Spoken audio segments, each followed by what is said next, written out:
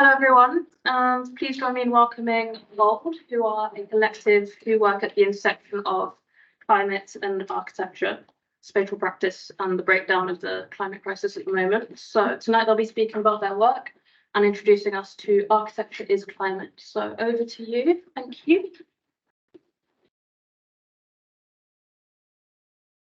Thank you. We're going to alternate, not on each slide, that'd be a bit. So we thought we'd just try to answer, to begin with, the exam question about anti-apathetic architecture. Okay, so to do that, I want to go into a book called Consequences of Modernity by Anthony Giddens, and he writes about the kind of what's happening in modernity. He wrote it 30 years ago, but actually the sort of hysteria of modernity that he talks about is being played out at the moment. And what he talks about is 4 responses to this shitstorm that we are all encountering at the moment. And I think that they work rather brilliantly in relation to the politics of the day, the architecture of the day, and the climate of the day. So let's very quickly go through these various terms. The first is what he calls sustained optimism. So this is a belief in the persistence of the operations, actions, and conceptions, basically, which have got us into the problem that we are in. But somehow that we are going to get it out of the problems that we're in by believing in this sort of forms of progress, forms of enlightenment, forms of reason, forms of the modern, what we in MOULD are calling the modern project. And that is pretty much all around us still, this idea of sustained optimism. In relation to architecture, you just go to see, you get happy buildings with no people in them, actually, because if there were people, they'd be happy, and blue skies, and you publish the architect's press release as if that's the truth, because that's happy as well. And you all go there because when you get depressed, you go to Dizzy to think actually there is life beyond London Met, as it were, or life beyond the awfulness of the world. And therefore, I'm going to cheer myself up by looking at some of these projects under blue skies, and it's all going to be fine. In relation to climate breakdown, it's more serious, because what this suggests is that there are going to be a set of fixes to the world, of these utopian dreams of cities in the desert creating their own water. Neon apparently is described as sustainable, and it's all going to be the answer to our problems, even though it's being created by genocide or autocracy. But also the idea that there are going to be solutions to climate breakdown. We're going to spray sulfur into the sky, and it's going to reflect the sun back. Don't laugh. These are being, and it is, you know, people are saying whenever a gloomy set of people like MOULD come along, they say, oh yes, it's a bunch of doomsters, and you are forgetting that there are technocratic fixes. There aren't, as we will explain. Cynical pessimism doesn't help. It's not a very good, it's basically my Twitter feed. My Instagram feed is more the sustained optimism, actually, but my Twitter feed is definitely cynical pessimism. But you can see it pretty much going on within architecture and in relation to, so here we go, cynical pessimism, Barkey Engels buildings that are eco-friendly. Barkey Engels with Bolsonaro, yeah? I mean, deeply cynical and deeply pessimistic as an approach. Pragmatic acceptance is probably where we mostly are. The world is going to pot. We will accept it. We'll try to mitigate what we can, but we'll also buy our next SUV because it says it's eco, but it's not really. But I kind of just get on with it. it's a sort of survival mechanism. It's something which kind of, I understand why people are pragmatically accepting, particularly I completely understand why architecture students are pragmatically accepting their fate of potentially working for practices they don't really want to work with. But pragmatically they have to, and I completely understand that. And I think that it's a very difficult thing for privileged academics like Anthony and I to come out and say, well, actually, you've got to move beyond that because we are in comfortable positions as employed and paid to have ideas and paid to be critical. But if you get it in relation to architecture, you take this quote by Rem Koolhaas, who started off as the most amazing polemicist. I mean, his early writing was quite extraordinary and sort of changed me, and indeed his early buildings too, something like the Kunsthaus. But he just says now, you know, it's all so difficult, but all we can really do is deal with the incredible accumulation in a pragmatic way. In relation to architecture, one of my pet hates is the RIBA plan of work. When I get to strategic definition, which you might, the first thing you have to do, you might say, okay, I am strategically going to define the world. I'm going to see the world as a set of strategies. I'm going to see the world as something which we can reinvent. Oh no, it's to identify the client's business case and strategic brief. That is what the RIBA says that you, as a group of potential architects, that's your zero, that's your ground zero. Respond to the client's business case. And so that then is like a set of dominoes. You get to conceptual design. Conceptual design, that sounds nice too. I have concepts. But oh no, by that stage, you're still working with the client's business case. When Trump was elected in 2016, the day after his election, the American Institute of Architects released a press statement saying, we'll work with you, President Trump. Pragmatic acceptance, actually, that's pretty horrible.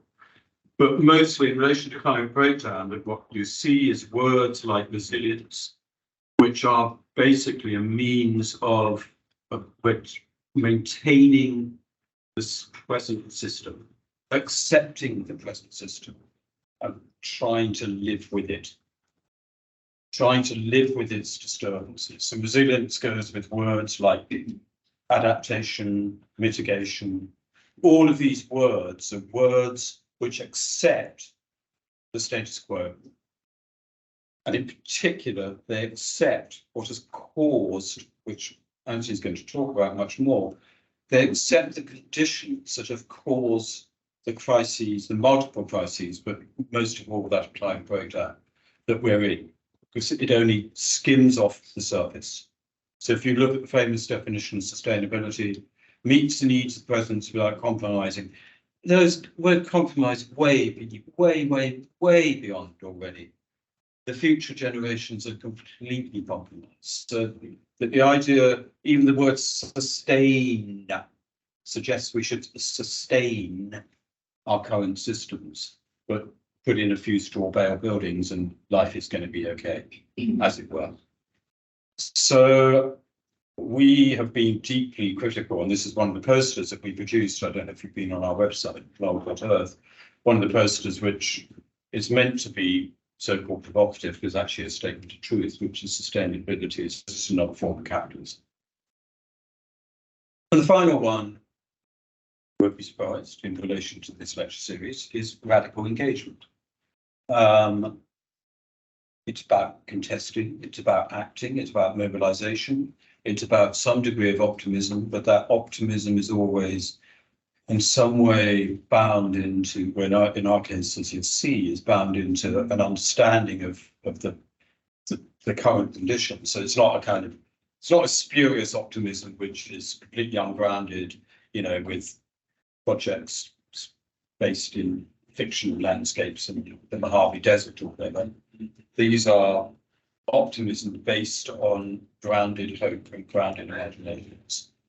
And so the idea of radical engagement immediately politicizes and socializes architectural production immediately.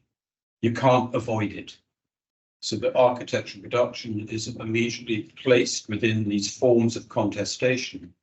And we argue that architects need to engage with these sites of contestation. And a very early project that preceded MOULD, but as Tatiana and I worked on, spatial agency in some ways began to talk about these kind of politicized versions of architectural engagement, looking at architecture beyond other ways of doing architecture, beyond the building, beyond simply the aesthetic, beyond the technique, beyond the refinement of taste. And the refinement of taste, just to be absolutely clear, is completely impotent in the face of climate breakdown. There is no aesthetic of climate breakdown. There is no refinement of it. There's no taste of it. We're a completely different world. And we would argue that our project Architecture and Climate is a form of radical engagement in relation to climate. It's a brand claim, but let's stick with it for the time being. And one of the simple maneuvers that we did was to reverse this question. The standard question is, what can architecture do for climate emergency? Which is a nice one, which sort of says, oh, we are experts, we can come in with our straw bales, we can come in with our low carbon design. By the way, we're not talking against low carbon design, but we are saying that that is a limited step on the way, and one needs a more radical set of engagements with the issues. So the what can architecture do for climate emergency places architecture outside of the condition of breakdown. It doesn't acknowledge its very contribution to the crisis of climate breakdown that we are in. And last night I was at St Martin's, and Inti Johar gave a 5-minute talk, absolutely brilliant, about the state that we are in. We don't have 5 years. The urgency of the condition of climate breakdown, I don't know how many of you get it. And I don't mean patronizing by that, but there is a kind of, not a denial, but an avoidance of the urgency. And, you know, I need to rush back now because this evening I'm hosting some Just Stop Oil protesters who are going to be on the streets tomorrow because they get the urgency, bless them. And they need all the support that they can get. So we reverse the question and say, what does climate breakdown do to architecture? Our response is it demands a complete reform, a complete reconsideration of the basis of architecture as a discipline, as a means of production, as an occupation, as a profession, as a means of changing the world.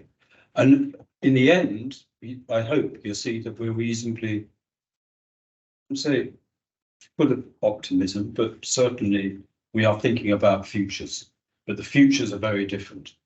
And if what we come across as very kind of trenchant in our views, pretty determined in our views, that's only an expression of our urgency and of our concern. And the need, and if some of the things we say are uncomfortable, not to an audience like this, but certainly when Tatiana and I and Anthony and all of us, when we talk, in some things, we're one in particular, and Tatiana's had it, you know, deep discomfort from the profession about what we're saying, because what we're saying is we can't continue as we are with just another Earth building. Don't stop buildings, but we need more. So architecture as climate, in a way, is a provocation as a title, because it suggests that architecture is completely wrapped up with, embedded in the systems of climate breakdown, complicit with it, but also part of it, and therefore part of the way which we don't talk about solutions at all, that we may face this. So Anthony. So we're going to talk through the project that we're doing at the moment, and it's three parts. We'll do it quite quickly.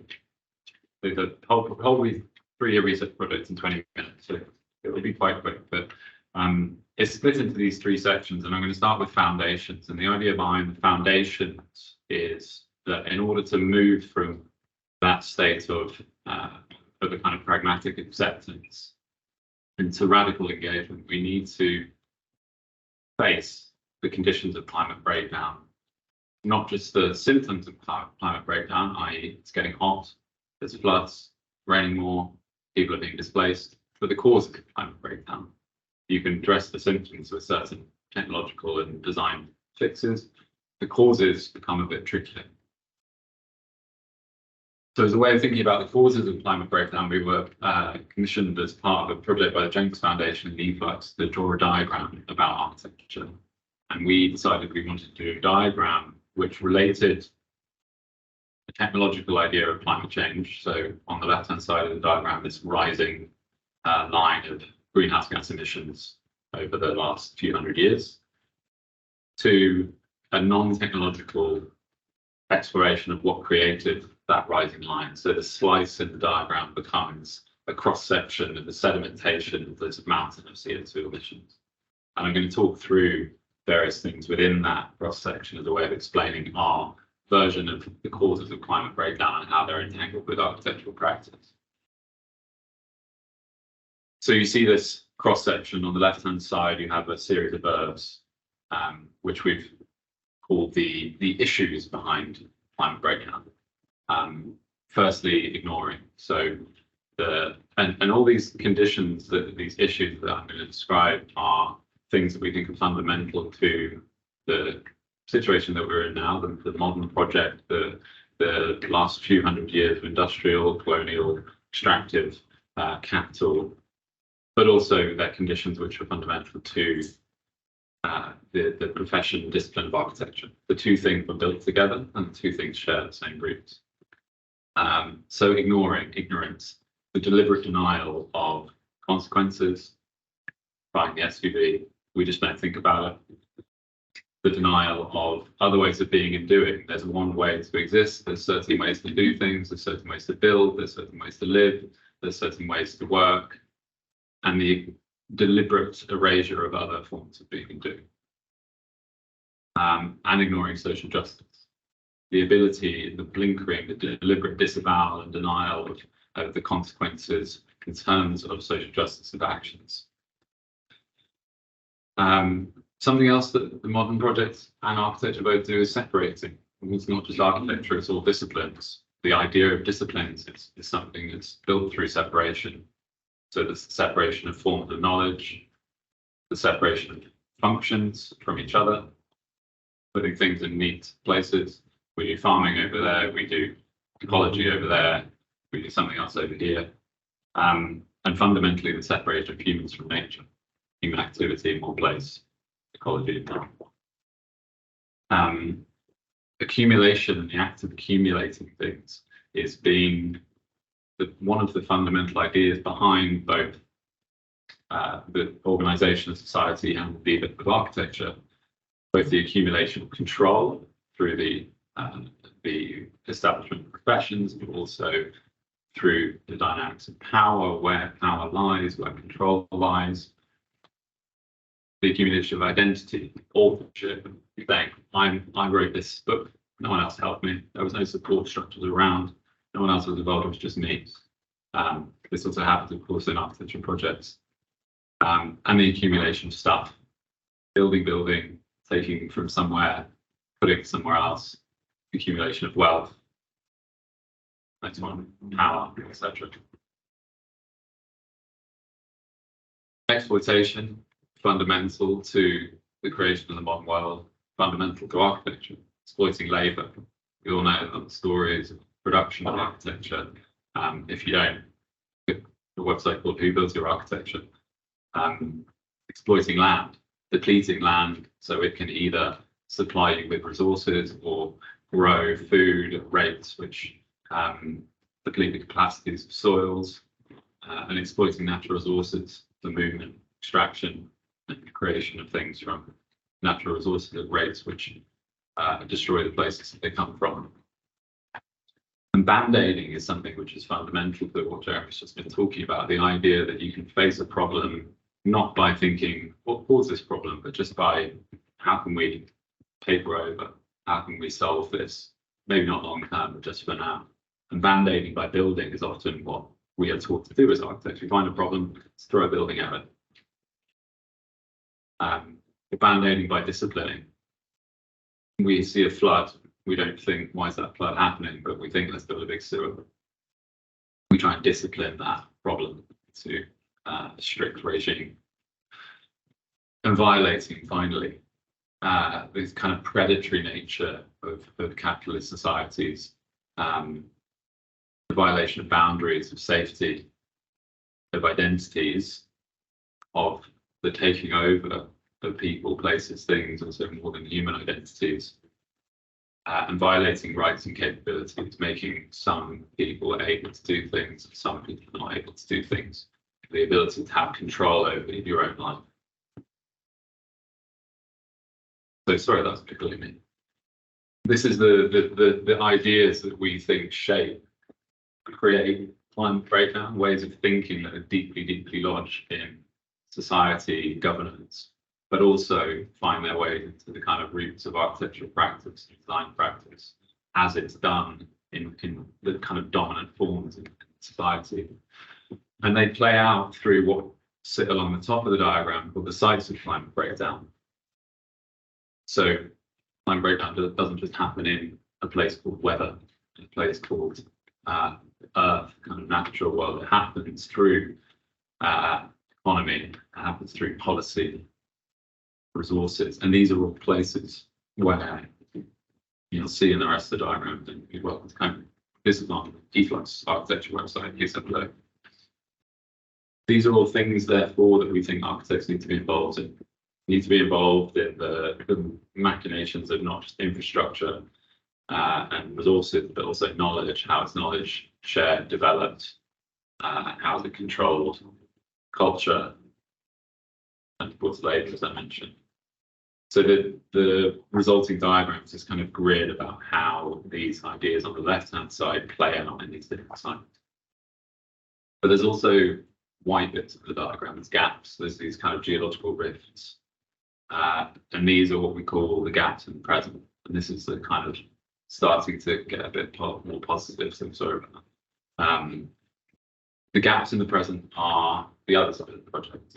And they are the moments of hope within that sedimentary structure, which we think can also crack open some of the dominance of those ideas that I just talked about. So I'm going to hand back to Jeremy to talk about practices that live in those gaps.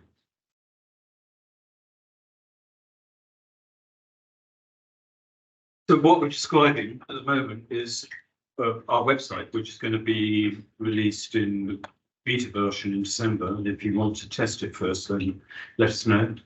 And then full version about January.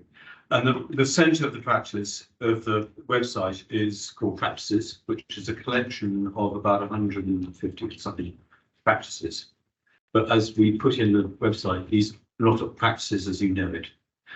Our argument is if you need a radical systemic shift to architectural culture, then you can't look to the current systems of production, even if they're well-meaning.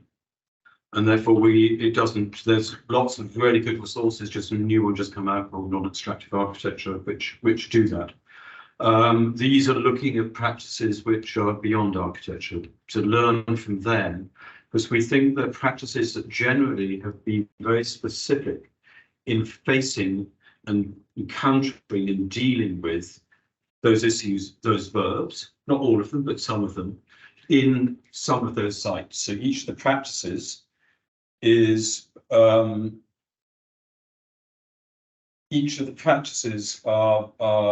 as I'll show you in the next slide, are coded against those. But it's an important thing to say that we're not we think that we need to find the future within these gaps and open up the gaps to open up those sediments and hopefully crack them open by seeing what is already happening in these kind of fragile ways and understanding them in order that they could be scaled up, reappropriated, taken into your own practice or whatever. So each of the this is a very I mentioned it, but each of the practices has got a context, what its context is operating in, a description of its practice, at the end of which there is a kind of, this is what it might mean for spatial practice in the future. It then is coded and against various sites of intervention. So this amazing one from a Sami architect artist is looking at the sites of intervention and knowledge and culture. I don't know if you saw it in the Scandinavian Pavilion in Venice, an incredible set of work. And then we're also saying that in this case, looking at what issues, which verbs are looking at. So if in one of your projects you are interested in notions of economy and notions of separating forms of knowledge, you'll find a practice which is also dealing with that, to give you a bit of both hope and guidance about how you might move forward. So this is a prettier version of that. Another practice we're looking at, which is a group of people in the Balearic Islands, group of economists, planners, and architects. So there is some architecture in there, but the architecture is always situated within a broad context. So these are the sites, economy, policy, infrastructure, and these are the issues that they're responding to. And so these are just, I mean, I'm not going to go through each of these. They will be on the website, except without any images, by the way. No pictures. Because as soon as you put pictures on, and I know this from my own personal experience, as soon as you put a picture anywhere, people say, oh, that's what they like. Yeah. Either it gets coded by an aesthetic. And that's really dangerous because we're not talking about that. This is an amazing project in Girona about maintenance. This is him again, Sami. Wow, what's it called? Ananda. Yeah. This is a fantastic thing in Birmingham. It's the neighbourhood economics lab, which have taken away with Denmark economics and applying on the ground. An amazing group of people. So that probably has got quite a lot of concentration on German and Britain because that's where we are, but we did try to expand it. This is Rotor, but it's not Rotor as a practice, it's Rotor as a set of infrastructure and kind of data sharing. This is Michael Sorkin's extraordinary book, Local Code, where you're writing a new future through a set of policy statements. But we've also got in there, for example, the Chilean constitution is in there, the Grenfell policy, the Grenfell inquiry is in there, and so on and so forth. Stuff about land.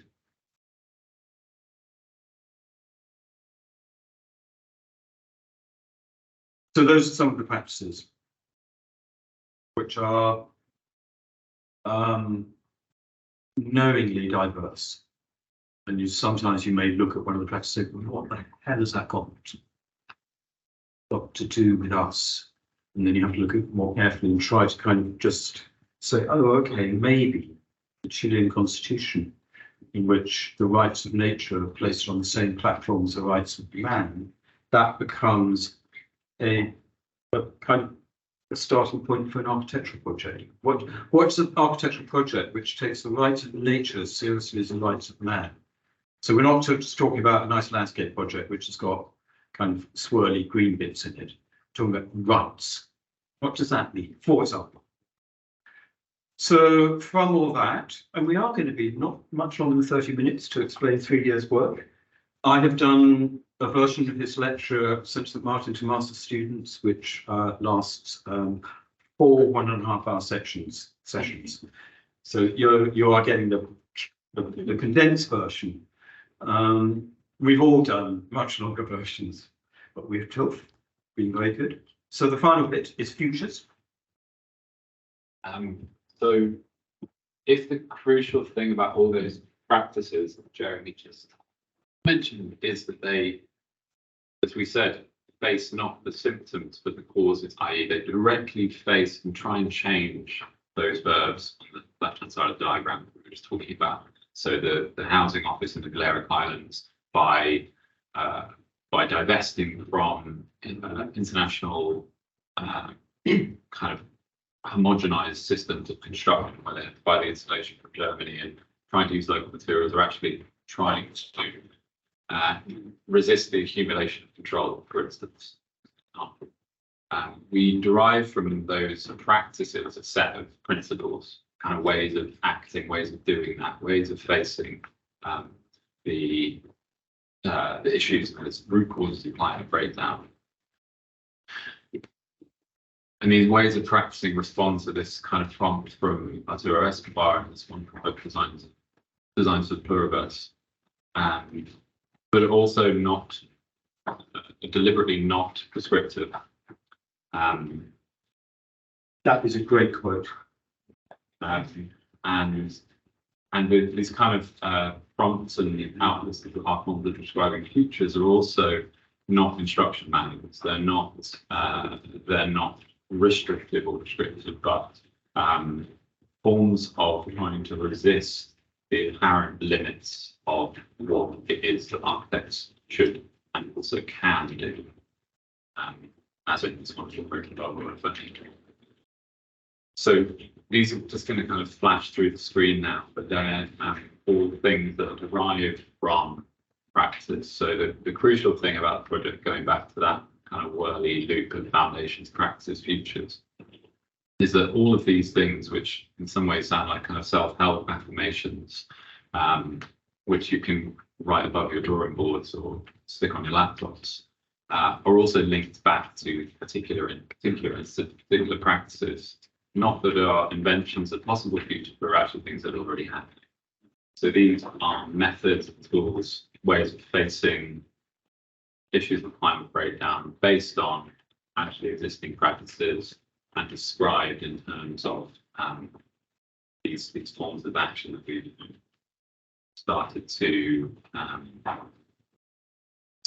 write, and also started to use this in a kind of workshop setting. So it might be something that we can come back and do with you when the website's live. So it's going to be part of the website itself, but it's also a methodology for using these as prompts for rethinking your practice and projects in relation, to say, to actually existing examples.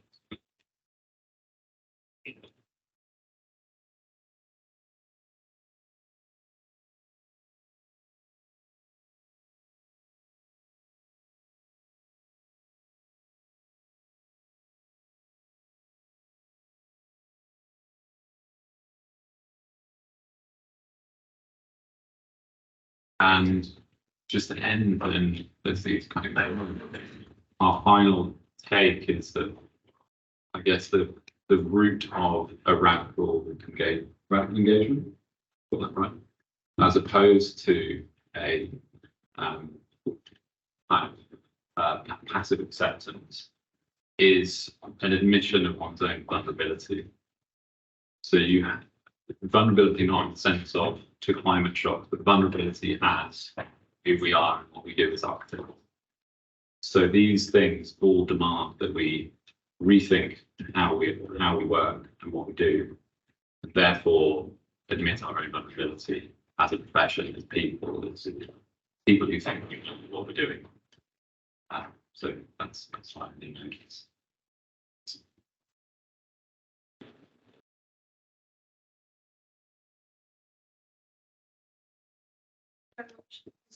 A wonderful lecture. Have you got time for some questions? I need to run.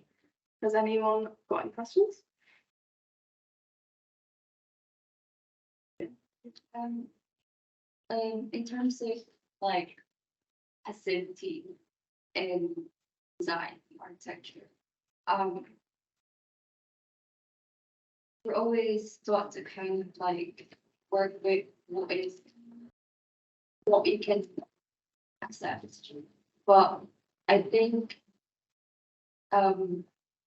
defying passivity could do more in terms of just really accepting what is given to us. But is there like a limit to that of defying the passive in terms of design? I don't think one, the question often comes up in various forms, which is what do we do in our own practice to reflect the freedom of an academic institution? How passive can we tolerate, as it were? How long do we stay quiet? And I don't think there's a specific answer to that. I think it throws back on the individual always about how they want to respond to the context they're working in. And there are various different ways by which that radical engagement can happen. It can happen from within. It can happen through, I mean, one of the practices we have gotten is ACAN. Because if you think what ACAN have done, you know, Architects Climate Action Network, they're a group of 30-year-old architects who were just so upset by what they saw going on in their practices, they decided to form their own resistance. And ACAN have done more to change the discourse around architecture and climate than the RIBA have done in their history. You know, a group of unpaid 30-year-olds, gender balanced 30-year-olds, interestingly, so it's not technocratic in terms of the kind of patriarchal view of the world, have done more. And so there are various ways by which you can, you know, either resist the passivity, take personally, institutionally, or whatever. But I think that is for each and every one of you to decide where are your limits, and in the end, it's where are your ethical limits. So I think it's very difficult it would be completely wrong for me as a professor of architecture to say, you've got to go and overturn the capitalist state, and that starts with overturning Foster and Partners when you work for them. I mean, I think you should, but I can't actually instruct you to do that, particularly since they are apparently completely piling into Saudi. So at that moment, we think, could I work for them? And that's a decision that each of you will be making individually, and not prescribed by me. I'm in a much too privileged position to prescribe that. I can ask the question.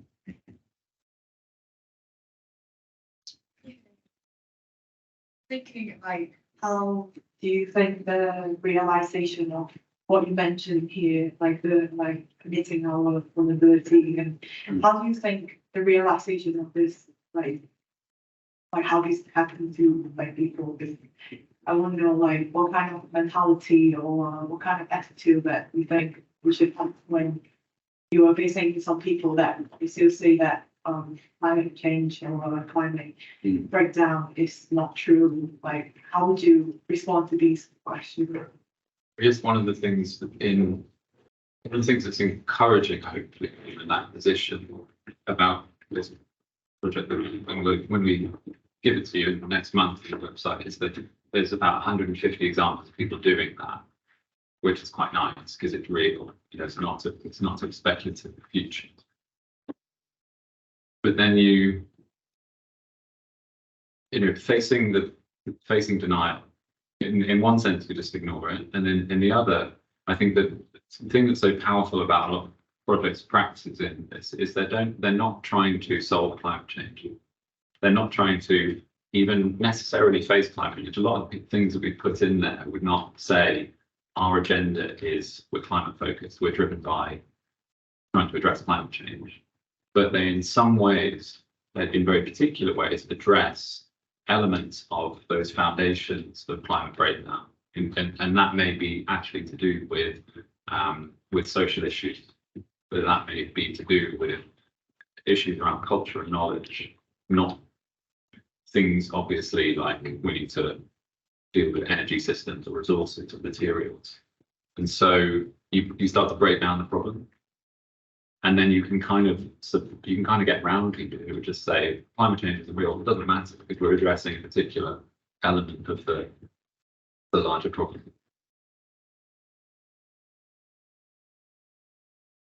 There will be societal collapse in your lifetime.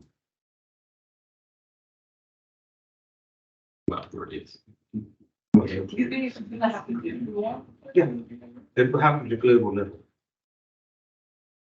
Therefore, we have to act. We have to look at systemic change. And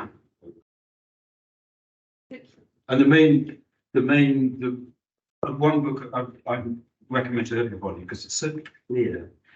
It's so, I'm not sure about the final chapter, is Jason Hickel's Less is More, about growth.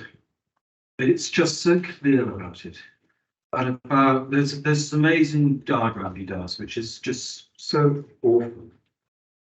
It's not, he gets it from somewhere else, which is a map, a graph of growth of GDP with growth of material use.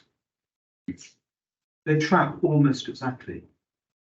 We can't keep on doing that. We cannot keep growing because that growth is accompanied by extraction. Extraction is accompanied by exploitation of the natural world.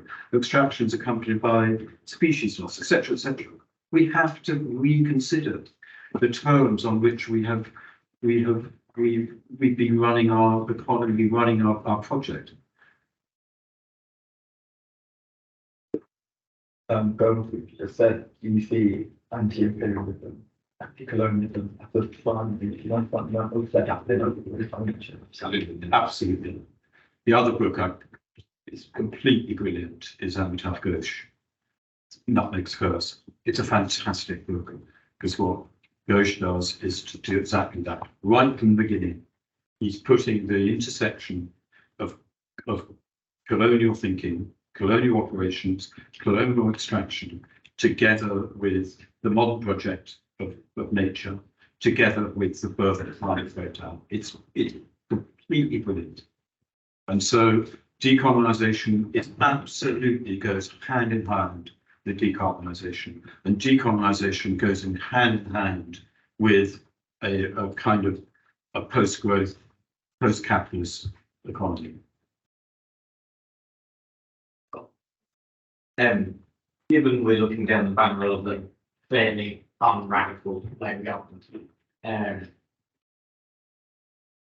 how do we move the dial on what is considered not radical in order to get it closer to what actually needs to be done? Well, it's a great question. I mean, it's a really difficult one, this, because on the one hand, you know, if you look at what Biden's done, quite quietly actually, in terms of green infrastructure, it's bloody remarkable. It's absolutely incredible.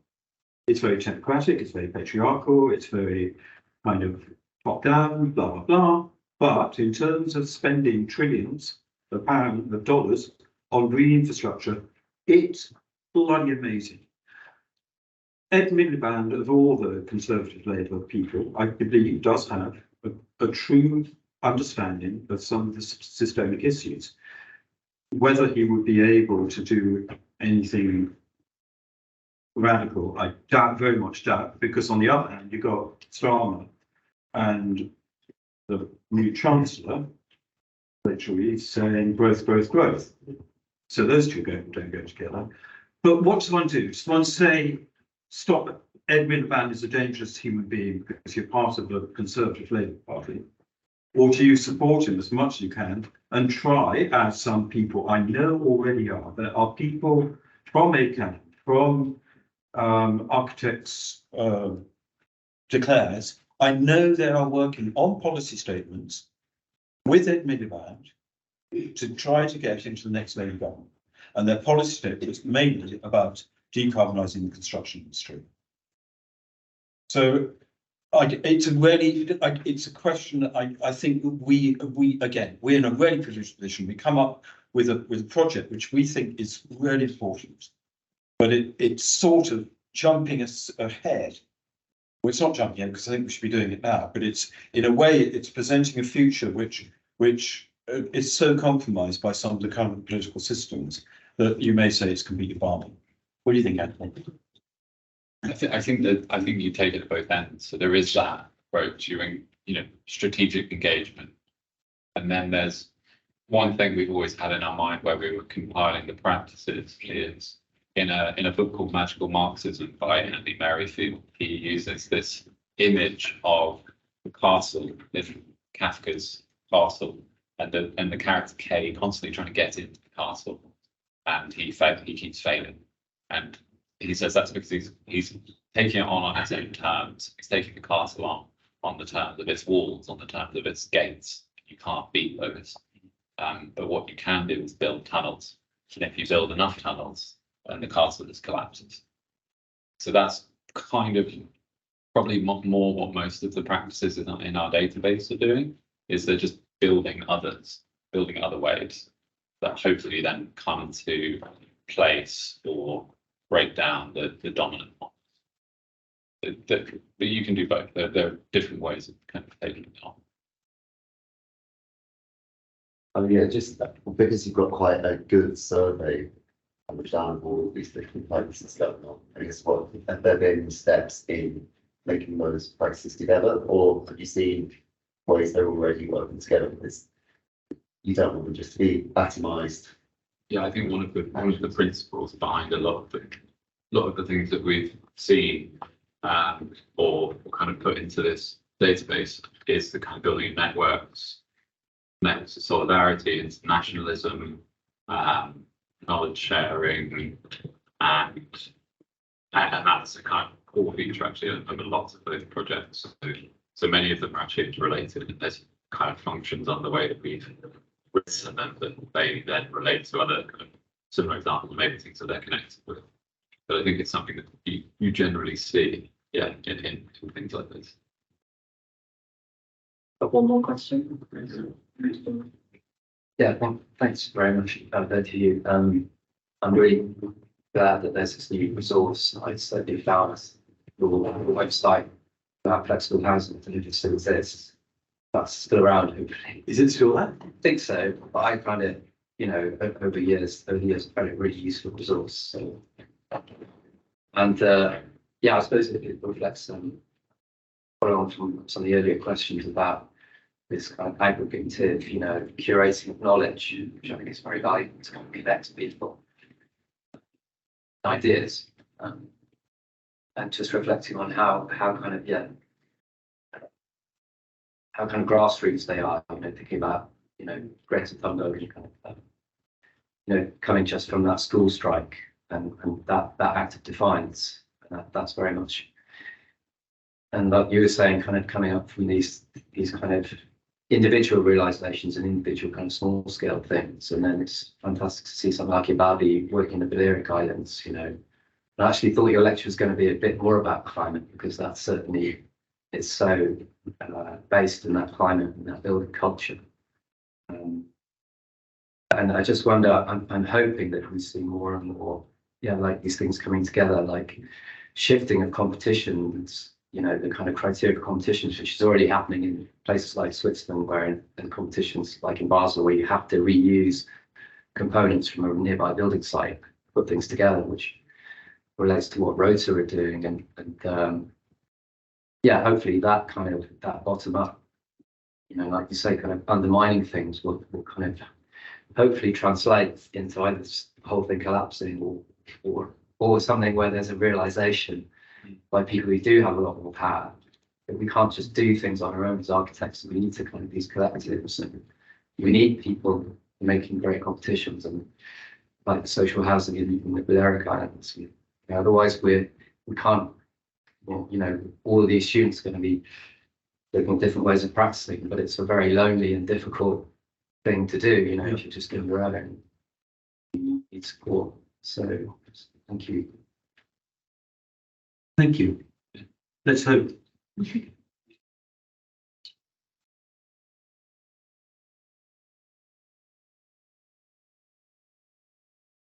Thank you for your questions. They were fantastic.